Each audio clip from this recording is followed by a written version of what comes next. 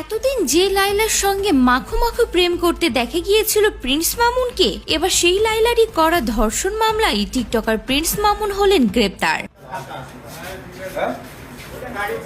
হ্যাঁ ভিউয়ার্স, দেশের পরিচিত মুখ টিকটকার প্রিন্স মামুন ওরফে আব্দুল্লাল মামুনকে গ্রেপ্তার করেছে পুলিশ। রাজধানীর ক্যান্টনমেন্ট থানায় লাইলা আক্তার ফরহাদের দায়ের করা ধর্ষণের মামলায় সোমবার 10 জুন রাতে তাকে গ্রেপ্তার করা হয়। ইতিমধ্যে গ্রেপ্তারকৃত কয়েকটি ভিডিও সোশ্যাল মিডিয়ায় ছড়িয়ে পড়েছে, যেখানে প্রিন্স মামুনকে দেখা গিয়েছে হ্যান্ডকাপ পরা অবস্থায়। প্রিন্স মামুন এও বলেন সত্যের জয় হবে, তবে প্রিন্স মামুনের মুখে হাসি দেখা গিয়েছে। অন্যদিকে লাইলাও একের পর এক ভিডিও শেয়ার করছেন, প্রিন্স মামুনকে দোষী সাব্যস্ত করছেন এবং নিজের মতো নিজের লাইফ পার করছেন। ফিজিক্যাল অ্যাসল্ট করেছেন, হত্যা চেষ্টা করেছেন মামুনের। অথচ কিছুদিন আগে প্রিন্স মামুনের সেলুনের